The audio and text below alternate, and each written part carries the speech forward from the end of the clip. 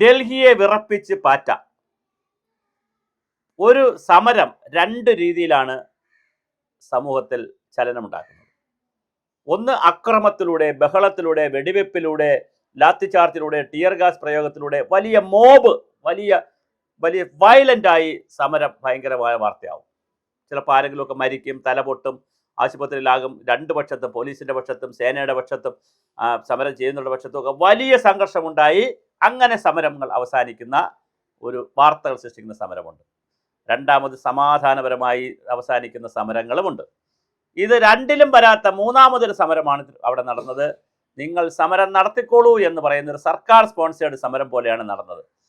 അഭിജിത്ത് ദീപ്കെ എന്ന് പറയുന്ന 36 വയസ്സ് മാത്രം പ്രായമുള്ള അമേരിക്കയിൽ ഇരുന്നു കൊണ്ട് സോഷ്യൽ ഇൻഫ്ലുവൻസർ ആയിട്ടുള്ള ഇൻസ്റ്റഗ്രാം വഴി ദേവേന്ദ്ര പ്രധാൻ എന്ന് പറയുന്ന ഇന്ത്യയിലെ വിദ്യാഭ്യാസ മന്ത്രി നീറ്റ് പരീക്ഷയുടെയും അതുപോലെ തന്നെ CBSE പരീക്ഷയുടെയും UGC പരീക്ഷയുടെയും ചോദ്യപേപ്പറുകൾ ചോർന്നതുമായി ബന്ധപ്പെടുത്തി കൃത്യമായി രാജിവെക്കണം ധർമ്മേന്ദ്ര പ്രധാൻ എന്ന് പറഞ്ഞുകൊണ്ടുള്ള വലിയൊരു അജിറ്റേഷൻ നടത്തി.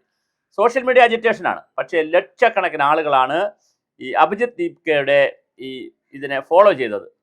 വലിയ സോഷ്യൽ ഇൻഫ്ലുവൻസറായി മാറി അദ്ദേഹം അമേരിക്ക ഇരുന്നുകൊണ്ട് തന്നെ ആം ആദ്മി പാർട്ടിക്ക് ആവശ്യമായ കമ്മ്യൂണിക്കേഷൻ സ്ട്രാറ്റജിയൊക്കെ ചെയ്തു കൊടുത്തിട്ടുള്ള ആളാണ്, ഇന്ത്യക്കാരനാണ്. അപ്പോൾ അദ്ദേഹം ഇങ്ങനെ ഒരു സോഷ്യൽ ഇൻഫ്ലുവൻസിങ് പരിപാടി നടത്തിയപ്പോൾ അതിനെ ഒരുപാട് ആളുകൾ പിന്തുണച്ചു. മമതാ ബാനർജി, ആനി രാജ തുടങ്ങിയ ഒരുപാട് ആളുകൾ, വ്യത്യസ്ത രാഷ്ട്രീയ പാർട്ടിയിൽപ്പെട്ടവർ, ഇടതുപക്ഷത്തിൽപ്പെട്ടവർ, സാംസ്കാരിക നായകർ, സാഹിത്യ പ്രവർത്തകർ, കലാകാരന്മാർ, ആക്ടിവിസ്റ്റുകൾ പലരും ഇതിനെ സപ്പോർട്ട് ചെയ്തു.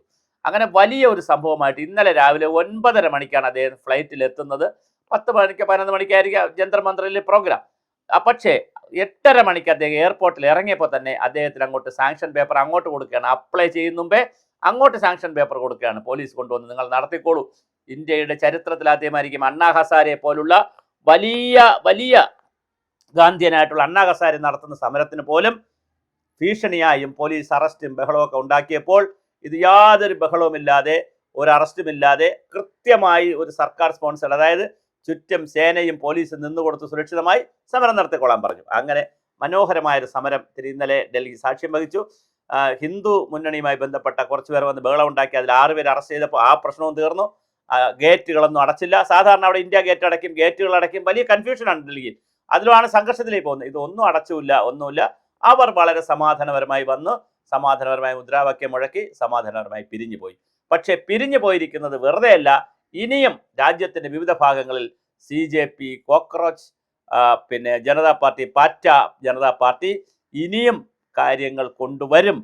ധർമ്മേന്ദ്ര പ്രധാൻ രാജിവെക്കുന്നത് വരെ ഞങ്ങൾ അടങ്ങിയിരിക്കില്ല എന്നുള്ളൊരു മെസ്സേജ് ഇന്നലെ കൊടുത്തിട്ടാണ് അവർ പോയിരിക്കുന്നത്. അതുകൊണ്ട് രാജ്യത്തിൻ്റെ വിവിധ ഭാഗങ്ങളിൽ ഈ അഭിജിത്ത് ദീപ്കെ പങ്കെടുത്തുകൊണ്ടുള്ള സമരങ്ങൾ ഉണ്ടാകാനുള്ള സാധ്യതയുണ്ട്. ചിലപ്പോൾ സോഷ്യൽ മീഡിയയിൽ ഇരുന്നു കൊണ്ട് തന്നെ വീണ്ടും സോഷ്യൽ മീഡിയയിൽ ചലിപ്പിച്ചുകൊണ്ട് തന്നെ ജനങ്ങളെ തെരുവിലിറക്കിക്കാനുള്ള എല്ലാ സാധ്യതയുമാണ് കാണുന്നത്. പക്ഷെ എന്താണ് സംഭവിക്കുന്നത് നമുക്കറിയത്തില്ല.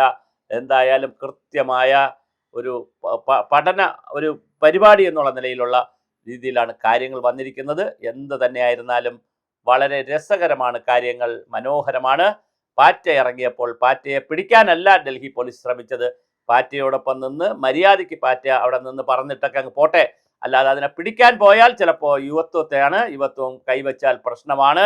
മാത്രമല്ല ടിയാൻമെൻ സ്ക്വയറിൽ, ചൈനയിലെ ടിയാൻമെൻ സ്ക്വയറിലും, മുല്ലപ്പൂ വിപ്ലവത്തിലും, അറബി നാട്ടിൽ നടന്ന മുല്ലപ്പൂ വിപ്ലവത്തിലും, സോവിയറ്റ് റഷ്യയിൽ നടന്ന ചരിത്രപരമായ വിപ്ലവത്തിലും, എല്ലായിടത്തും ഇന്ത്യയിൽ നടന്ന സ്വാതന്ത്ര്യ സമരത്തിലും എല്ലാം യുവത്വമാണ് മുന്നിൽ നിന്ന് നയിച്ചിട്ടുള്ളത്. ബാക്കി ഗാന്ധിജിയെ പോലെ ആളുകൾ ഉണ്ടെങ്കിലും ഭഗത് സിംഗിനെ പോലെ, ചന്ദ്രശേഖർ ആസാദിനെ പോലെയുള്ള, ഡോക്ടർ ചെമ്പകരാമൻ പിള്ളയെ പോലുള്ള യുവാക്കളാണ് ഇന്ത്യൻ സ്വാതന്ത്ര്യ സമരത്തിന് ഊടും പാവും നൽകിയത്. അതുകൊണ്ട് തന്നെ യുവത്വത്തെ പിണക്കണ്ട, അവർ നടത്തിക്കൊണ്ട് പോകട്ടെ എന്നൊരു സമീപനം ഇന്ത്യ ഗവൺമെൻറ് എടുത്തു. വളരെ തന്ത്രപരമായ സ്ട്രാറ്റജിക്കായ ഒരു മൂവ്മെൻ്റാണ് അമിത്ഷാനെയും അതുപോലെ തന്നെ ഡൽഹി BJP ഗവൺമെൻറ്റും പോലീസ് സേനയും എടുത്തത്, പട്ടാളവുമൊക്കെ എടുത്തത്. അതുകൊണ്ട് തന്നെ കലാപം ഉണ്ടായില്ല. ഒരു പക്ഷേ ഇന്നലെ ഒരു കലാപം പ്രതീക്ഷിച്ചിരുന്നവർക്ക് തെറ്റിപ്പോയി. അങ്ങനെ ഉണ്ടായിരുന്നെങ്കിൽ, ഡൽഹിയിൽ ഒരു കലാപം ഉണ്ടായിരുന്നെങ്കിൽ തീർച്ചയായിട്ടും രാജ്യത്ത് ഇന്ന് വലിയ കലാപത്തിലേക്ക് രാജ്യം പോയനെ. പക്ഷേ ഭാഗ്യവശാൽ അങ്ങനെയൊന്നും ഉണ്ടായില്ല. എല്ലാം വളരെ കൂൾ, കാം, സ്മൂത്തായി പോയി.